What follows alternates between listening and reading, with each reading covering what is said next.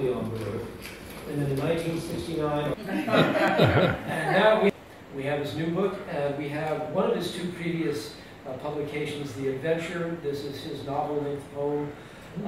It's, I think, one of the early science fiction novelistic poems, right, Fred? I mean, there was a kind of bad one. I don't want to go into that one, but this one is much better. And his current book, A Poverty of Words. So I mention this specifically because if you do not own these two books, I urge you to buy them tonight, because when our author is here, it's your way of showing your appreciation for the work that they do. And you know, when they're all happy when you buy their books in the bookstore and they don't see it, because they get a very small check every so often. But when you buy them directly from them, then their heart swells and they know I am loved. People appreciate my work. And not only that, he's here to sign it for you. So please do buy Fred's book, both of them. The bookstore will be open after the reading. A couple of things that are coming up. We're in the calendar, that's right. I think I can remember most of them. In the immediate future, I believe it's on August 8th, we are having a reading called Chokin' in the Heat, which is a commemoration of the 50th anniversary of the Watts Uprising. This features Will Alexander, who was a resident of Watts, and later a graduate of the Watts Writers Workshop, also Pam Ward, Juwanza Dumisani, and Hassan Jamal, and some special guests. So that's coming up, I believe, next Friday. I think it's August 21st, another Friday, we are commemorating the founding of the Doors. It was 50 years ago. Wow. 50 years ago, the Doors were founded here in Venice, California. Michael C. Ford is hosting that. Michael C. Ford is a poet himself. He is a Grammy-nominated spoken word artist, and he went to film school with Jim Morrison and remained friends with him for a number of years. If you read any of the biographies, Michael C. was an informant. And also, this is as close to a Doors reunion as you're going to get. John Densmore and Robbie Krieger will be performing. Wow. So that is coming up, and you can find out about that in the calendar. And finally, Beyond Baroque is starting its very first writers' conference. You could call this Idlewild South. If you're familiar with Idlewild. It's a sort of a reduced, small version of Idlewild. It's a pilot program. We hope to expand it next year. In fact, one of the poets who's going to be in next year's program, Laureline Bowden, is here tonight, and she is going to be leading workshops next year with David St. John. This year, our workshop leaders are Steve Abey and Brendan Constantine, with some special one-off workshops by Sarah McClay, Terry Silverman, and Susan Adu. And there's a flyer in the lobby that you can pick up that will tell you about that. What else can I say? A couple of other interesting things about the history of Beyond Baroque. During its first decade, out of that Wednesday night workshop, Wanda Coleman came out of that workshop, Amy Gersler, Kate Braverman, Harry Northup, and Holly Prado. And then in '79, when it moved here, there was a new decade of interesting people that came through it. Not so well known in the poetry world, but they made their marks elsewhere, one of them being the late Mike Kelly. Mike Kelly came out from Detroit. He was an artist there. He decided to try his hand at poetry. He gave it up. He went back to art, which was to his great benefit because he gained an international reputation. Last year there was a major retrospective of his work at the Museum of Modern Art in New York City. And then later that same year it came to the Geffen Contemporary in Los Angeles. Tragically, Mike passed away at a relatively young age at the beginning of 2012. But he was a big supporter of Beyond Baroque, and even in death he continued to support us with the Mike Kelly Foundation for the Arts. Viggo Mortensen was in the workshop at that time, better known as an actor, but he is also actually a fairly good poet as well, also a photographer. And he started an imprint called Percival Press. He remains a supporter of Beyond Baroque, and he donated a number of Percival Press books to us that we are able to give away as premiums. Now here comes the commercial. We are a nonprofit, and part of my job is to make this pitch to you with every introduction. for $25 if you are a student or senior, or $35 as a foundation member. You can come to almost all Beyond Baroque events for free. We have about 200 a year, but we have to charge even members for 3 or 4 of them at the insistence of outside producers. But you can come to 196 of them for free. Plus you support all of the things that we do here at Beyond Baroque, including readings like tonight's, our art shows in the Mike Kelly Gallery, our music programming, and all of the workshops that we offer. We've gone from 1 poetry workshop to 5 poetry workshops, and there are 3 other writing workshops that you can find out about in the calendar. Do pick up the calendar whether you join or not. And if you don't want to spend your money on Beyond Baroque, spend it on Fred's book. You cannot leave here without spending money one way or another, even if you put some money for the drinks. Anyway, so if you join at that level, we are giving away 1 of 2 premiums. The first is called Supernatural. It's a book of doll photographs. This is courtesy of Percival Press, and it has a quote on the back. Children have no fear of their dolls coming to life. They may even desire it. Sigmund Freud, The Uncanny. And the other choice is our book, Breaking the Rules. This is a student anthology. We had a 2-year student program here called the Young Students Development Program that was facilitated by California Poets in the Schools. And Los Angeles' first student poet laureate came out of this program, Amanda Gorman. This is her first publication. She was 17 years old at the time. She's now 19, and she has her first book coming out. So we're very proud of Amanda. You know, it shows that Beyond Baroque is still nurturing new poetic talent. So those are your choices for the premiums. There's a $50 membership that will get you both, and you and a guest can come to all Beyond Baroque, 196 of them for free. We will send you our calendar 4 times a year, and you will be supporting all of the things that we do here, and it's a tax write-off as well. So thank you for listening to the rather long-winded Beyond Baroque introduction commercial, or infomercial if you will. And now we get to the good stuff. Fred Pollack I met Fred, I think, in 1989 at a Christmas party given at the home of our mutual friend's mother, Kevin Brennan, who's here tonight. We had a really interesting conversation. We kept in touch on and off over the years. I'm glad to see him back here again. And oh yes, please turn off all pagers and cell phones. There's actually, our technical director, who couldn't be here today, has rigged a device that will fry them in your pocket if they go off twice. Where do I get one? Ask Jim about that. Good. Anyway, Fred is a poet who is both accessible.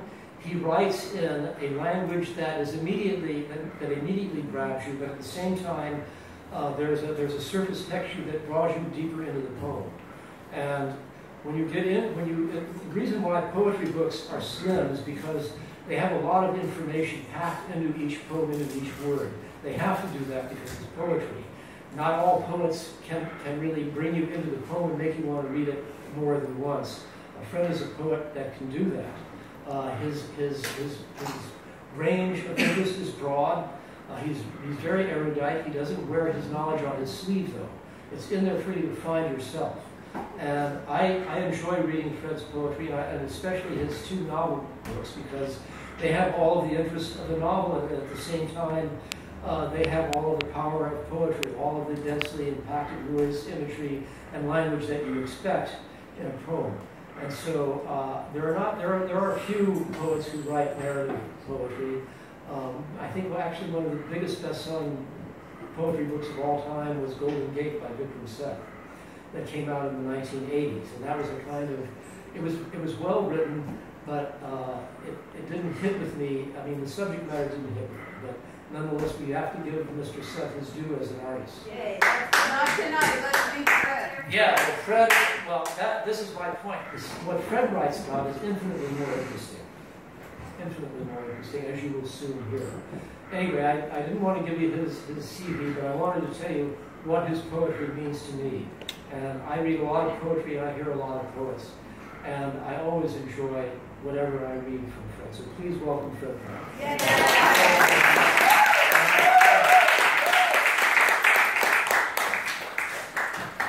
Thank you, and thank you all here. Can you hear me? Yeah. Yeah. Loud and I should point out that Vikram Seth's Golden Gate came out the same week as my first book, The Adventure. Enough said. I'm going to read from The Poverty of Words, which is something of a family production. It's my poems.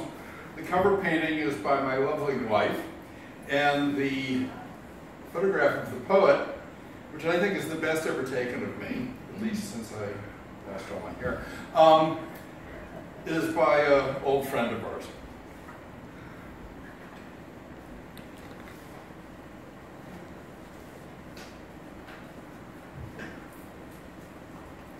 I'm going to read 13 poems, mostly short. We'll start with a political poem. White House Talks, July 2011. Some of you may remember this. White House Talks.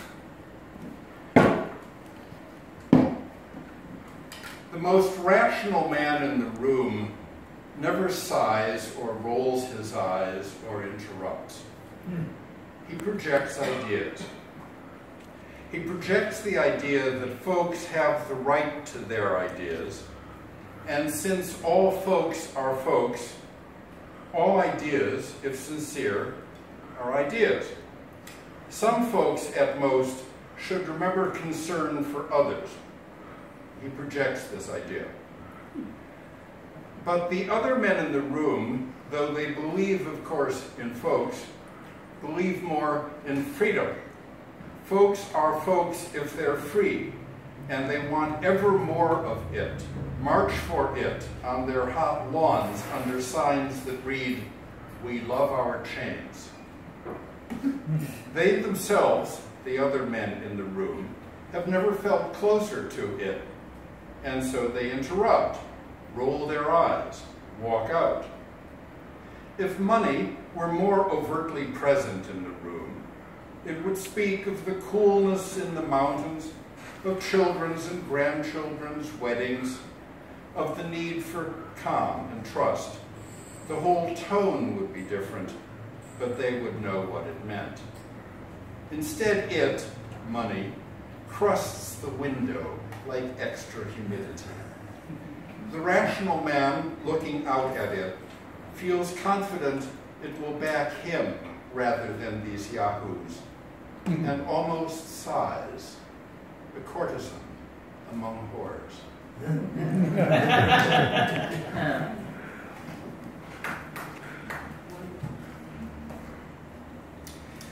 Now, this poem, it has two different titles spelled the same way. For a proud Chicagoan like me, this poem is called Aunt. For a proud Massachusettsian like my wife, it's Aunt. Though, you know, you can take your stand in between. All right, Aunt.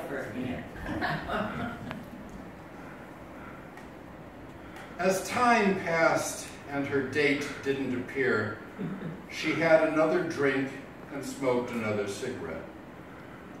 Subtly, without seeming to, her wide-brimmed hat blocked every line of sight from other tables to her face, which nonetheless aged.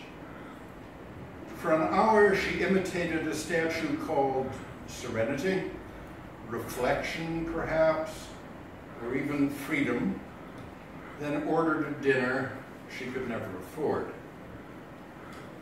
The waiter lit her cigarettes with an astonishingly calibrated balance between invisibility and grace.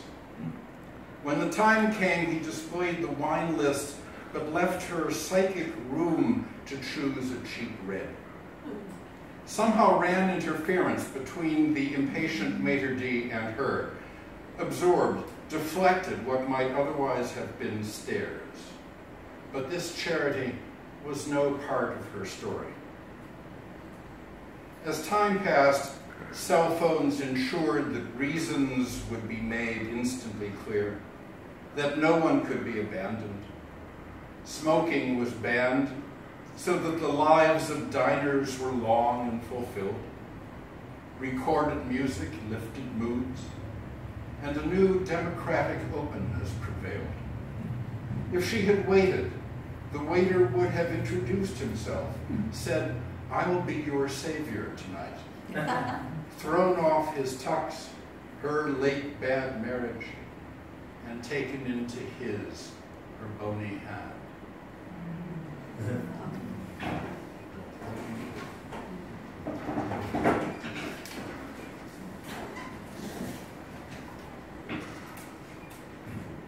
Heartland. When, for the fourth time that summer, the sky blackens and wind shoves and pulls and howls in all directions, but this time closer, seriously, here. Someone, perhaps Dad, remembers the business about getting into a bathtub. And they all get into the bathtub and hug, with the littlest shrieking among knees. Mom would kill, even now, for a drink. The boy is catatonic. The girl loudly, inaudibly sings. But now, no one remembers Dad's somewhat pro forma beatings, fights, inexorable cheating, or his or her own variously inflicted scars. And as the wind removes part of the roof, siding, drywall, stuff, the rest of the roof, the shower curtain wraps somehow around them as if to join and bless their hug. When they step from the tub and climb over boards and scraps into a flawless evening, they are still wonderfully we, and need not for the moment ask, why God, etc. Hear moaning neighbors, or doubt that someone will help them rebuild in the same way, in the same place.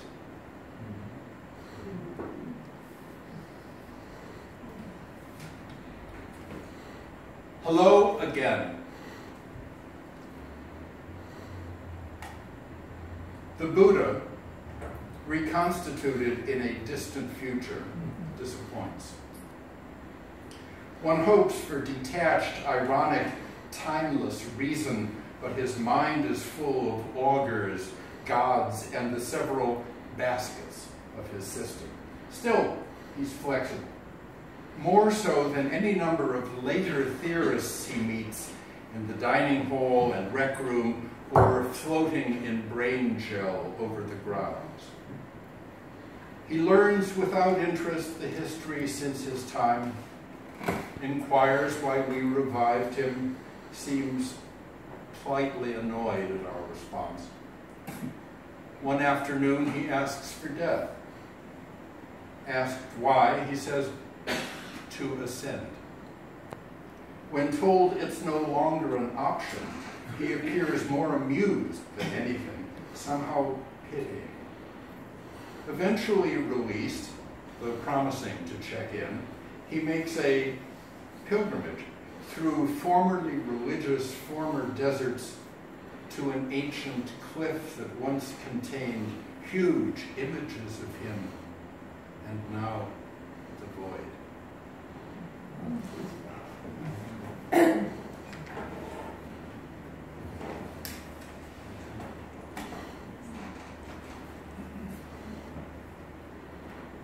The guard dies.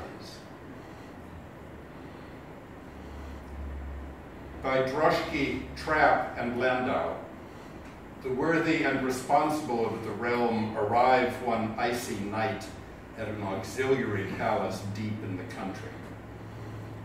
Their horses, glad of rest, shiver, piteously snort, and are quickly stabled. Alighting, the ministers of war, the exchequer, public order, education, and other metal chests mightier still, warm in their furs, discuss, somber but careless being heard, issues of state. The smoke of pipes and cigars rewards the single guard, a conscript, young and hale, whose uniform is gorgeous but too thin, whom only the officers acknowledge and who trembles now with awe as well as cold. They pass into the palace, fling off their coats, dine and refresh themselves, then gather in a glassed and darkened alcove from which, unseen, unheard, they watch the guard. During the night, older nobles doze, are laughed awake, and hurry as they can to the window. A table groans with dainties, brandy, humidors. He's 20th Regiment, isn't he? Asks a civilian, showing off. They choose the best. The field marshal names the boy's province, which is praised. No bets are laid. It would mean social death to suggest one. At midnight, the watch should change, but doesn't. And the guard, pale in torchlight, looks around. The watchers hold their breath. Takes a few steps, slaps his arms, then comes again to attention. At 1, the constant wind brings heavy snow, which, to the witnesses' delight, persists. At 3:15, he slumps. At 4, he falls and is swiftly covered, so that the usual debate occurs, idle and slurred, whether to wake and shoot what limbs are left, or let him sleep.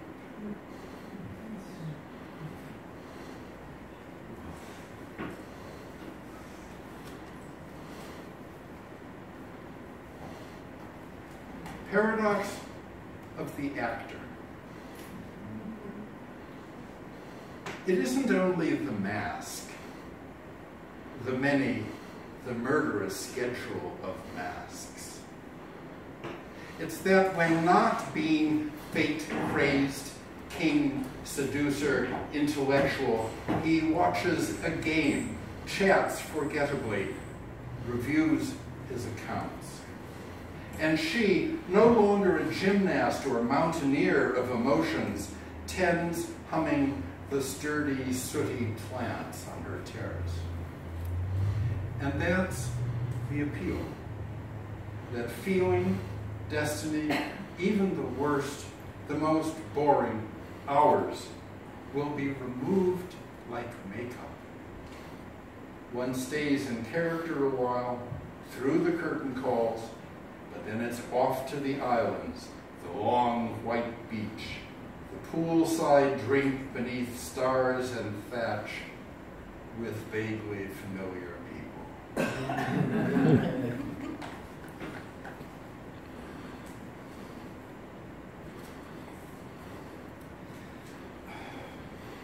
I mentioned explaining my pronunciation of AUNT. I mentioned my Chicago background. I left there when I was 15, but it's still the city that makes most sense to me. And I like going back, so here is a Chicago poem. South Side. East of Midway, 55th becomes 2 Garfield Boulevards, a half-block park between. In summer, at every intersection, alone or in groups, people sell bottled water. They face the street, the burnt, boarded and empty, or barred and crowded apartments. Wind from the cars lifts plastic bags and paper from grass and sidewalks. Kids shuffle towards basketball, picnics, and dealers in the park, are yelled back by stick-limbed or very fat grandmas in lawn chairs in the shade of trees beside coolers. The cars seldom stop, whether all their windows are down or up. Yet at the corner of Normal, Ada, Throop, Racine, Union, LaSalle, an arm waves a bottle, a sweat-ringed mouth calls, so that it seems one person, and as if repetition attempted to say, I'm fulfilling a role, am needed, have purpose. No sale.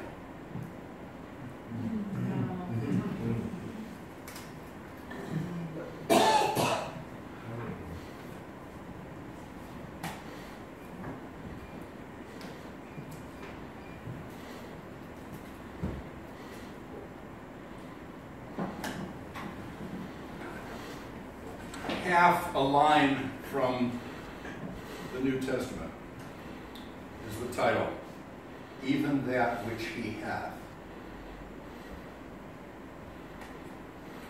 A man with few friends and no way to make more renounced, one by one, those he had. He told them in accents of psychological acumen what had always been wrong with them for him. He spoke in that sing-song which knows it's intolerable and imitates patience. They stared, too incensed to want the last word, and left. For the space of a block, a minute, they might have been recalled, then disappeared as friends do without trace. But the issue is why he did it. It's how one recaptures youth by its stupid gestures, or summons and finally disproves final rescue, or lives the last chapters of forgotten novels. As for where it occurred, where else but those places whose tables are never entirely clean, whose food repeats on one, whose music fulfills the reigning purpose of music, to numb the staff and hurry the eaters.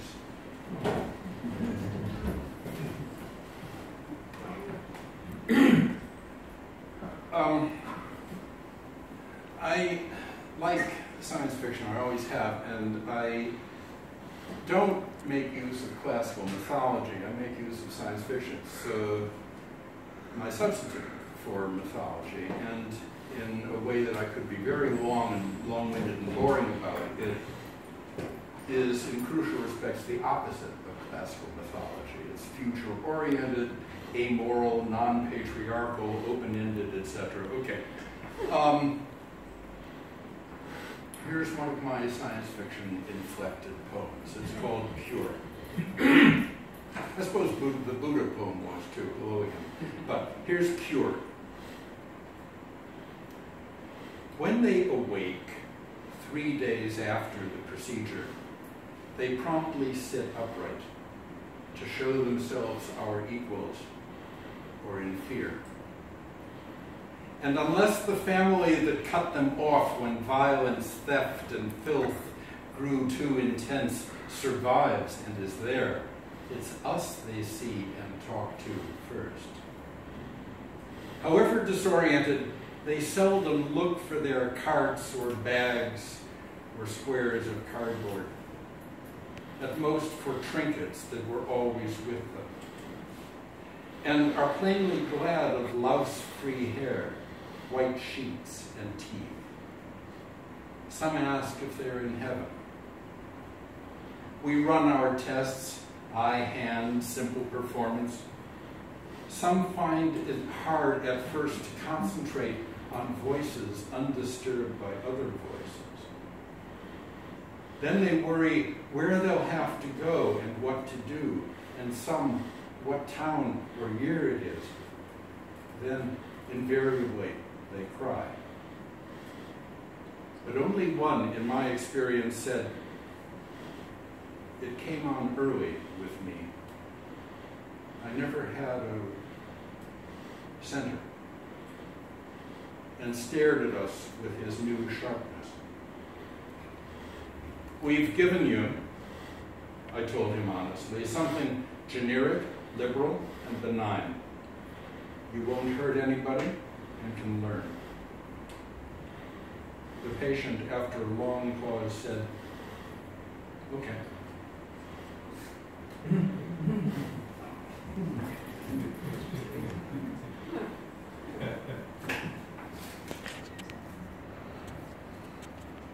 What else is new?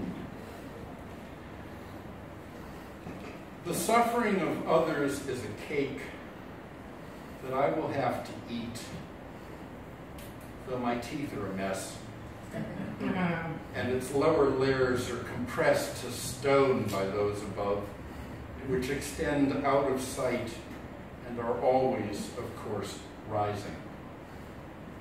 It's walled with florets of sugar and has different flavors, all equally cloying. So, an eternity of puking, though I take my time, and insulin shots, and every systemic ill before I reach the inedible icing I caused.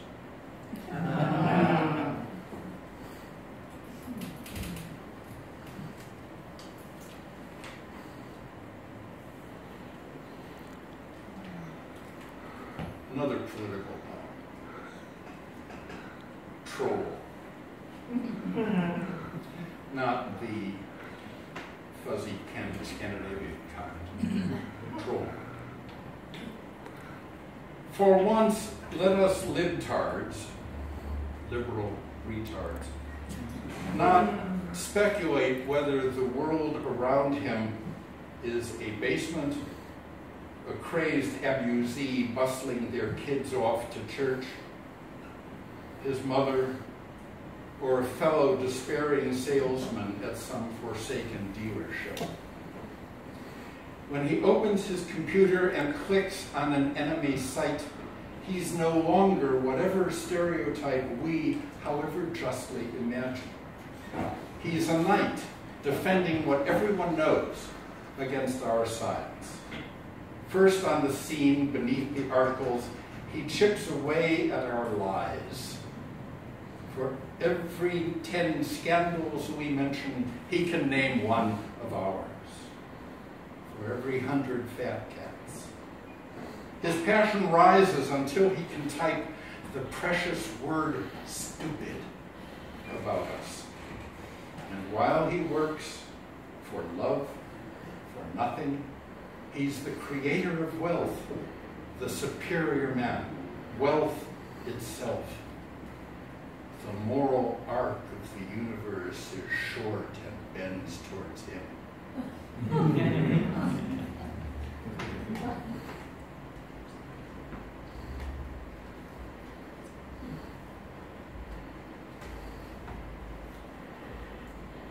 The former tenants